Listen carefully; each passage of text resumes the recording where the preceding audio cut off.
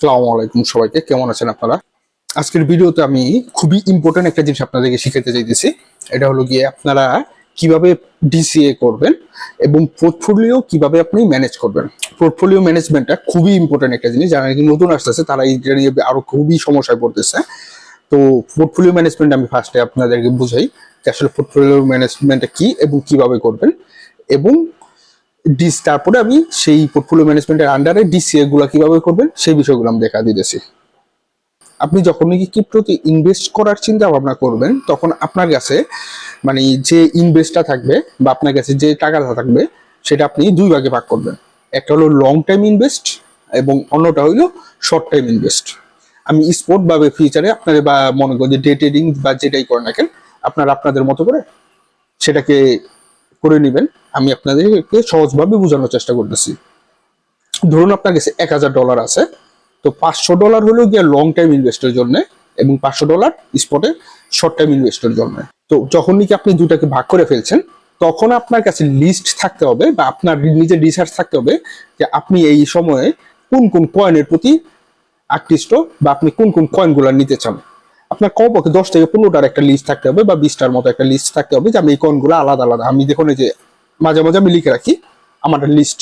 Normally আমার ডায়েরিতে তো মনে করেন যে আলাদাভাবে থাকি। তো ডায়েরির বাইরেও আমি সুন্দর করে মনে করেন যে আমি জাস্ট যাতে আমি ভুলে না যাই বা যখন নাকি আমি কিনতে যাবো আমার সিরিয়াল ওয়াইজ সেই কয়েনটাই আমি আগে কিনবো, ঠিক আছে? তো এইখান থেকে আমি 10 থেকে 15টা বা আপনি 20টা ইউজ করলেন, কিন্তু সেখান থেকে আপনি ইনভেস্ট করবেন 5 থেকে 7টা বা 10টা, এর চেয়ে বেশি না। যেমন ধরেন আমার লিস্টে কি আছে, রেন্ডার আছে, সোলানা আছে, এক্সআরপি আছে, ডজ আছে, তারপরে হইলো গিয়ে নেয়ার আছে, টন আছে, বিজেবি আছে, তারপরে হইলো ফুয়েল আছে, এরপর ভেলাস আছে, জুপিটার আছে, এনা আছে, এআরবি আছে, লিঙ্ক আছে, এলটিসি আছে। তো এগুলোর মধ্যে বেস্ট কয়েনগুলোর মধ্যে আমি শুরু করবো। যেমন ধরেন আমি এখন ইনভেস্টের মধ্যে যেগুলো করছি, রেন্ডার করছি, এর মধ্যে নেয়ার করছি, টন করছি, তারপরে এক্সআরপি করছি, এরপরে হলো এলটিসি এর জন্য ওয়েট করতেছি আর একটু ডাম্পের জন্য। তো এরকম হলো সিস্টেমটা। তো প্রতিটা কয়েন যখন আপনি ইনভেস্টের লিস্ট করবেন, ধরেন যে আপনি 4টা কয়েনের সিলেক্ট করলেন, যে নেয়ার, টন, এলটিসি আর সুই, এই 4টা কয়েন সিলেক্ট করলেন যে এই 4টার মধ্যে আমি ইনভেস্ট করব। প্রতিটার জন্য আমি $100 করে ইনভেস্ট করব। তো আপনি সেই ইনভেস্টটা 5 ধাপে করবেন, সেটা হলো ডিসিএস। তো সেটা একটু পরে দেখাইতেছি। তো আপনি যখন কি ইনভেস্ট করবেন, সেটা এখন যে পরিমাণে কিনতেছেন, আপনি যাতে সামনে আরো 5টা ডিসিএ করতে পারেন সেই চিন্তা করে নেবেন। প্রতিটা কয়েনের জন্য আলাদা আলাদা বাজেট, এবং সর্বপ্রথমবার যখন কয়েন করবেন, ধরেন যে আমি টন $100 কিনবো, তো এখন মার্কেট ডাম্প আসছে, তো আমি $100 যে কয়েনে টনে ইনভেস্ট করব, সেই টাকাটা আমি মনে করেন যে $20 5টা ভাগে ভাগ করলাম, তার মানে $20 এখন হইতেছে। তো আমি এখন ডাম্প হইছে, ধরেন যে 4-এ আসছে, তো আমি এখন 4-এ মনে করেন যে $20 5টা টন কিনে রাখলাম। $5 $4 5টা আসে। তারপরে আমি ওয়েট করব এরপরে ডাম্পের।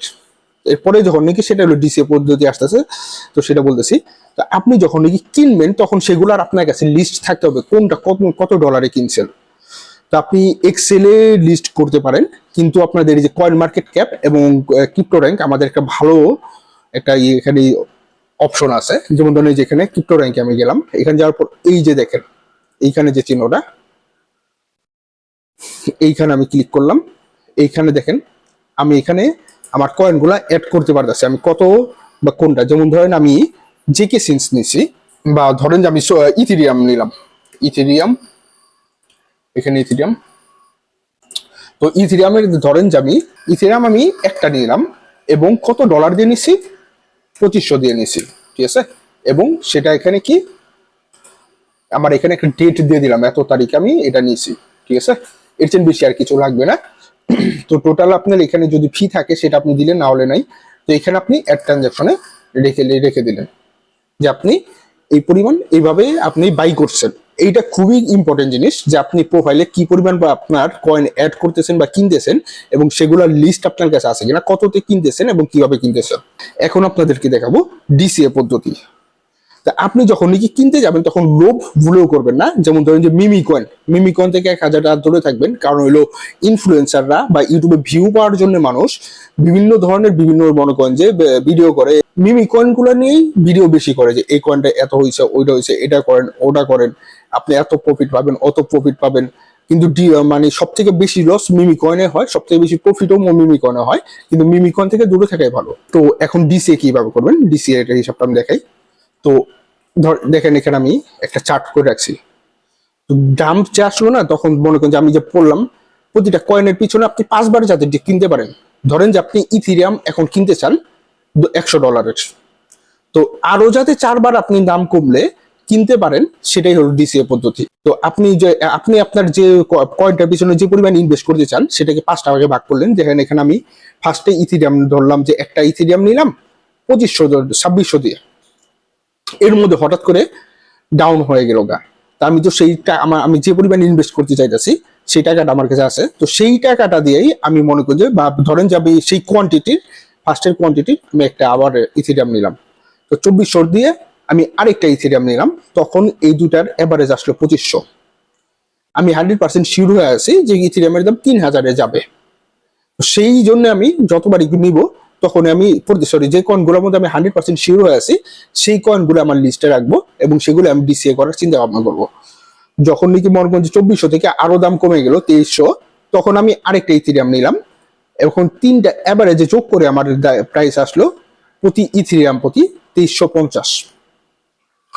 এরপরে আবার মনে করি যে 2300 থেকে 2100-তে আমি বসে রইলাম যে 2100-তে যদি আসে তাহলে আমি আবার ইথেরিয়াম আবার একটা নিব, বা আমি একটা অর্ডার করে রেখে দিলাম। ধরেন যে আমি রাতে ঘুমাইলাম, তখন তার আমার পক্ষে সম্ভব না যে মার্কেট ডাম্প হইলো না হইলো, বাই চান্স মনে করেন যে ডাম্প হচ্ছিল আবার উঠে গেল, তো আমি ওই বাইন্যান্সে একটা অর্ডার করে রাখলাম 2100-তে যদি নামে তাহলে আমার একটা ইথেরিয়াম বাই। এরকম মনে করেন যে 1 2 3 4 5টা। তো এইভাবে মনে করেন যে আমার ইথেরিয়াম প্রতি খরচ দেখেন ফার্স্টে 2500 2400, তো সব মিলিয়ে আমার ইথেরিয়ামের পিছনে 5টা ইথেরিয়াম কিনতে খরচ গেল $11400। এই ইথেরিয়ামকে আমি যখন নাকি সেল দিব তখন আমি শেষ, আমার বাজেট শেষ, আমি আর এটা নিব না। এখন আমি ওয়েট করবো কবে আবার পাম্প হবে, 2 মাস 4 মাস 6 মাস 8 মাস বা 1 বছর, আমি রিল্যাক্সে বসে থাকবো। এটা হলো মেন কথা। তো মার্কেট যখন নাকি পাম্প করবে তখন আমি সেল দিব, তখন আমি সেল দিব এই ডিসিএ পদ্ধতিতে। ধরেন যে আমার কাছে 5টা আমি ইথেরিয়াম কিনছিলাম, ধরেন না বলতে আমি মনে করেন এখানে তো দেখাই দিয়েছি 5টা, তো ফার্স্টের বারে আমি দিব 2টা সেল, কারণ আমার টাকাটা আমি 50% উঠা ফেলতে হবে যাতে আমার ভবিষ্যতে লস না হয়।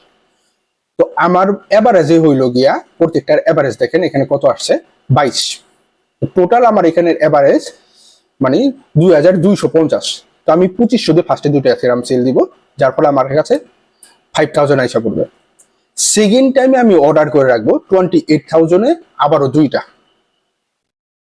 দুইটা সেল দিলাম, আমার কাছে রইল আর একটা। ফার্স্টের এই 2টা সেল করার পরে আমার ইনভেস্টেড টাকা ফুল আইসা পড়ছে।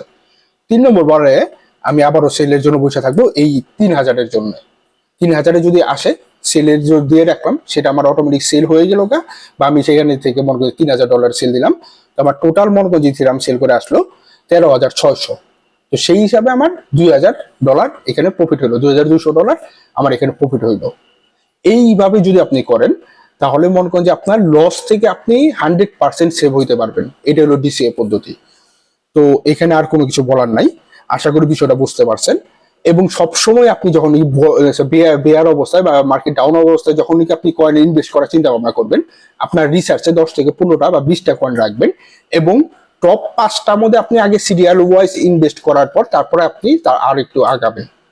ফার্স্টে আপনি মনে করেন 5টাতে ইনভেস্ট করলেন, 5টাতে ইনভেস্ট করা হয়ে গেল, ধরেন যে আমি মনে করেন প্রতিটার মধ্যে আপনার লিমিটেশন থাকবে যে আপনি আসলে কোন কয়েনটার মধ্যে কত ডলার ইনভেস্ট করতে চান, সেইটার আর বাইরে যাবেন না। এর জন্য বড় সুযোগ আসতে পারে, লোভ করবেন না, গ্রিডি হবেন না, ঠিক আছে। আমার এইটার মধ্যে আমি $100 ইনভেস্ট করতে চাই, $100 ইনভেস্ট হয়ে গেছে, শেষ। এরপর আমি আবার অন্য কয়েনের চিন্তা করব। এরপরে যদি মার্কেট আরো ডাউন হয়, আমার কাছে যদি টাকা থাকে তাহলে আমি করবো, না আর না হয় যদি না থাকে তাহলে আমি করবো না। তো আশা করি ভিডিওটা আপনাদেরকে অনেক উপকারী হবে। এই সিরিজের আরো ভিডিও আসতেছে, ইনশাল্লাহ আমার জন্য দোয়া করবেন যাতে আমি সুস্থ থাকি, এবং আপনাদের জন্য দোয়া রইল যাতে আপনারা সুস্থ থাকেন এবং শিখার চেষ্টা করবেন। সবসময় মাথায় এইটাই চিন্তাটাই রাখবেন যাতে নতুন নতুন বিষয়গুলোর সাথে আপনি শিখতে পারেন, অ্যাডজাস্ট করতে পারেন। তো আসসালামু আলাইকুম, সবাইকে ভালো থাকবেন এবং আমার জন্য দোয়া করবেন।